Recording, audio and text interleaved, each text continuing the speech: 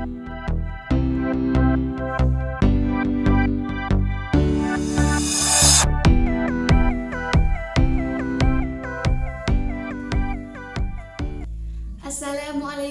warahmatullahi wabarakatuh. Alhamdulillahirrabbilalamin. Wassalatu wassalamu ala asrofil anbiya'i wal mursalin Sayyidina Muhammadin wa ala alihi wa sahbihi ajmain. Amma ba'du. Yang kami takdimi pengasuh Pondok Pesantren Zainul Hasan Genggong, Al-Mukarrom Kiai Haji Muhammad Hasan Mutawakil Alallah SHMM dan keluarga yang berbahagia. Yang kami hormati Rektor Universitas Islam Zainul Hasan Genggong, Dr. Abdul Aziz Wahab BAMAG CHCHT, dan yang kami hormati penemu metode Hanifida, yakni Dr. Hanifuddin Mahadun MAG dan Dr. Khairatul Irawati Mahmud MPD. Dan tak lupa yang kami hormati segenap ustadz dan ustazah, dosen ataupun seluruh civitas akademika di Universitas Islam Zainul Hasan Genggong, terutama dosen pengampu psikologi pendidikan dan pengajaran, yakni Ustadz Robi Firmandil Diharjo MPD. Baiklah, di video yang ketiga ini saya akan membahas mengenai karakteristik peserta didik.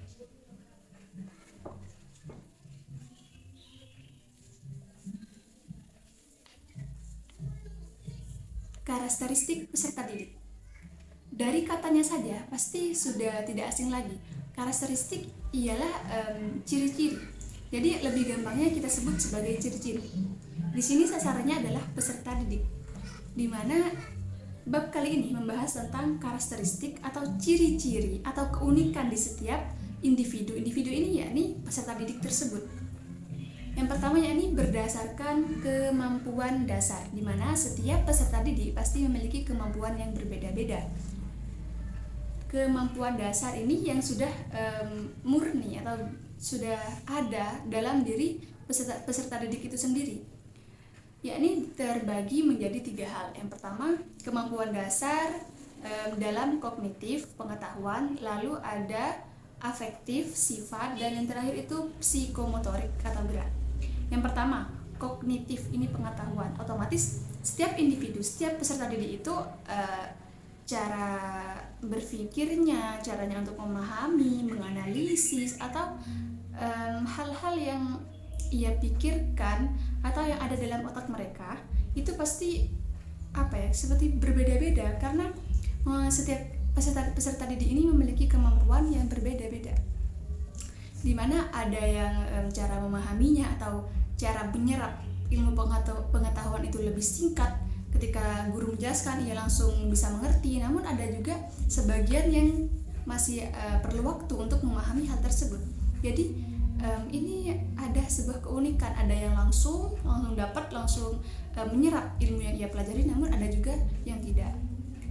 Yang kedua yakni afektif sifat. Sifat ini lebih ke cara mereka menilai, beradaptasi dengan lingkungan, dan seperti caranya mereka menghadapi hal-hal yang mereka alamilah, seperti cara mereka beradaptasi kepada gurunya, kepada teman-temannya. Otomatis setiap individu itu berbeda-beda, ada yang lebih cekatan, lebih bersosialisasi, ekstrovert, namun ada juga yang introvert. Jadi mereka itu memiliki keunikan masing-masing. Yang ketiga yakni psikomotorik, di mana psikomotorik inilah gerak atau keterampilan. Pasti ada yang semisal ada yang pintar dalam kognitif pengetahuannya, cara menyerap ilmu pengetahuan tinggi, namun ada juga yang lebih kepada keterampilannya, di mana dia terampil, peserta didik tersebut terampil untuk membuat kreasi, kreatif, dan jadi lebih ke aktif gitu. Baiklah, langsung saja yang selanjutnya ini adalah berdasarkan gaya belajar. Di sini ada 3 juga. Yang pertama, gaya belajar visual, yaitu penglihatan, di mana gaya belajar visual ini atau penglihatan itu peserta didik itu lebih kepada melihat. Jadi lebih ke ketika mau belajar, dia atau peserta didiknya ini lebih memahami ketika dia melihat. Jadi ketika apa yang dia lihat itu pasti dia itu terekam, dan peserta didik tersebut dapat belajar dari apa yang mereka lihat. Jadi dalam gaya belajar ini lebih berfokus kepada indera penglihatan. Jadi melihat saja sudah tahu, oh seperti ini, oh seperti ini caranya, seperti itu caranya mereka belajar. Yang kedua yakni gaya belajar auditorial atau pendengaran. Jadi kalau yang ini, yang tadi itu kan penglihatan, ketika melihat mereka langsung paham, langsung ngerti apa yang dimaksud. Namun yang nomor 2 ini lebih ke pendengaran. Jadi ketika apa yang mereka dengar, penjelasan dari guru, ketika guru menjelaskan, dia langsung peka, pendengarannya langsung seperti, oh iya saya paham, oh ini caranya, seperti itu. Jadi yang pertama itu penglihatan, dari melihat saja langsung tahu. Dari yang kedua ini, dari mendengar saja sudah tahu. Yang ketiga yakni gaya belajarnya dengan cara gaya belajar kinetik atau sentuhan. Dimana sentuhan ini contohnya seperti membaca buku. Membaca buku otomatis kita menyentuh tuh, memegang bukan. Jadi ada juga peserta didik yang cara gaya belajarnya itu dengan cara menyentuh, oh seperti ini, oh ini kognitif, oh sudah paham. Atau seperti memegang sesuatu seperti buku, membaca buku, atau memegang benda-benda, sehingga mereka itu langsung paham. Jadi di sini terdapat keunikan karakteristik peserta didik. Jadi ciri-cirinya itu berbeda. Tadi kan sesuai dengan kemampuan dasar ada 3 hal. Yang ini berdasarkan gaya belajarnya ada berbeda-beda. Ada yang melihat itu langsung paham, ada yang tidak, ketika melihat masih belum paham. Namun ketika guru menjelaskan dengan indera pendengaran, mereka mendengarkan, walah langsung paham. Ketika mendengar itu langsung, oh begitu, oh begini caranya, oh walah seperti itu. Yang ketiga lebih ke menyentuh, membaca buku contohnya, oh walah seperti ini, oh seperti itu. Atau barang, ketika megang barang, oh ini seperti ini. Jadi apa ya, seperti ada keunikan tersendiri. Jadi mereka itu memiliki cara belajar mereka sendiri-sendiri. Jadi kita sebagai guru itu harus memahami kemampuan dasar mereka dalam hal apa, dan juga gaya belajarnya seperti apa. Selanjutnya yakni perkembangan emosional, di mana ini perkembangan otomatis ini kan emosional, emosi itu kan banyak, ada marah, sedih, dan lain sebagainya. Di mana ini perkembangan, jadi emosi ini berkembang. Otomatis setiap peserta didik itu memiliki standar atau tingkat emosi yang berbeda-beda. Ada yang ketika ada yang membuli, atau ada yang tidak, atau menunjukkan kesalahannya, semisal wah kamu kok gitu, tidak boleh seperti itu, semisal. Ada yang langsung down karena dia emosi. Tapi ada juga yang tidak emosi, marah lah, tapi dia itu lebih ke merenungkan dirinya, oh lah seperti ini salah, jadi aku tuh harus gini, jadi aku harus lebih baik lagi, seperti itu. Jadi setiap individu atau setiap peserta didik ini memiliki emosi yang berbeda-beda. Jadi guru itu harus mengetahui tingkat emosi mereka seperti apa, agar guru itu dapat mengajar mereka dengan cara yang sesuai gitu. Selanjutnya ini ada ciri-ciri emosional.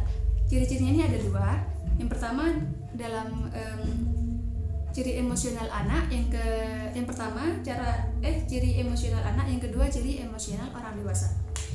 Yang ini singkat, ya pasti singkat. Otomatis kalau kita pasti melihat kan anak-anak kalau ketika tengkar, otomatis SO-nya sudah bagian lagi, tapi berbeda dengan orang dewasa. Kalau orang dewasa itu lebih lama, jadi masih cara mengatasi permasalahannya masih agak lama. Namun itu tergantung individu masing-masing. Yang kedua ini berakhir tiba-tiba, ya benar. Sifatnya sementara, benar. Tadi sering terjadi ya, ketika kadang emosinya itu tidak stabil, kadang langsung marah, kadang langsung kecewa, tiba-tiba senang gitu ya. Tapi kalau orang dewasa kalau sedih-sedih atau senang-senang seperti itu ya. Dan ini jelas dari perilakunya, benar. Biasanya itu kalau peserta didik ketika ia kecewa atau istilahnya ngambek lah ya, ngambek, jadi tidak mau belajar dan lain sebagainya. Sedangkan kalau orang dewasa itu lebih ke menyembunyikan, terlihat senang tapi sebenarnya memiliki masalah, seperti itu. Tapi semua ini tergantung pada individu itu sendiri. Yang terakhir adalah latar belakang anak, dimana latar belakang ini pasti berbeda-beda lah ya, entah itu latar belakangnya dari tingkat ekonomi, ras, agama, dan lain sebagainya, pasti berbeda-beda. Jadi di sini ada cara menangani latar belakang tersebut agar proses pembelajaran berjalan dengan lancar, tidak adanya pembulian itu atau hal-hal negatif lainnya. Yang pertama yakni guru harus memilih strategi yang sesuai. Nah, guru itu harus memiliki strategi di mana agar peserta didiknya itu damai, tidak bertengkar gara-gara mereka memiliki keterbelakangan atau latar belakang yang berbeda. Yang kedua yakni memastikan kurikulum yang adil dan relevan secara kultural. Ya, kurikulumnya juga harus seperti apa ya, mungkin seperti kita kan Indonesia, kita kan berbeda-beda tetapi tetap satu jua atau Bhinneka Tunggal Ika. Jadi kurikulumnya itu lebih ke tidak berfokus kepada satu aspek saja atau satu agama saja, namun bersifat menyeluruh. Jadi ada di tengah-tengah, moderat. Jadi di tengah-tengah. Sehingga kalau kurikulumnya itu sesuai, jadi tidak ada yang pihak yang dirugikan.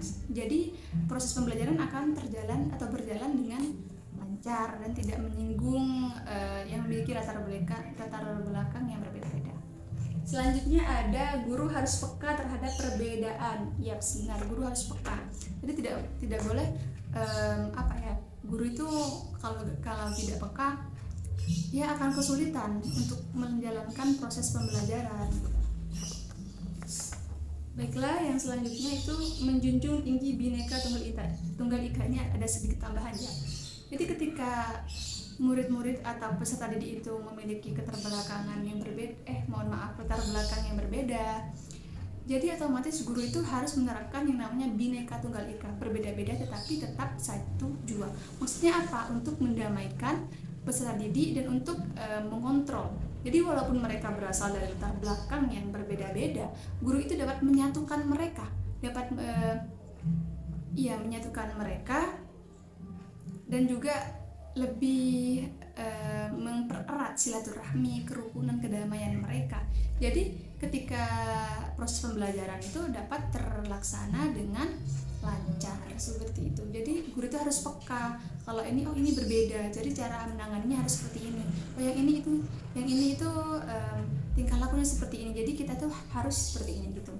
Jadi intinya menurut saya karakteristik peserta didik ini adalah caranya kita mengetahui perbedaan atau keunikan atau ciri-ciri dari peserta didik, di mana peserta didik itu memiliki karakteristik yang berbeda-beda. Jadi sebagai guru harus mengetahui karakteristik mereka agar dapat memperlancar atau agar proses pembelajaran dapat berjalan dengan lancar.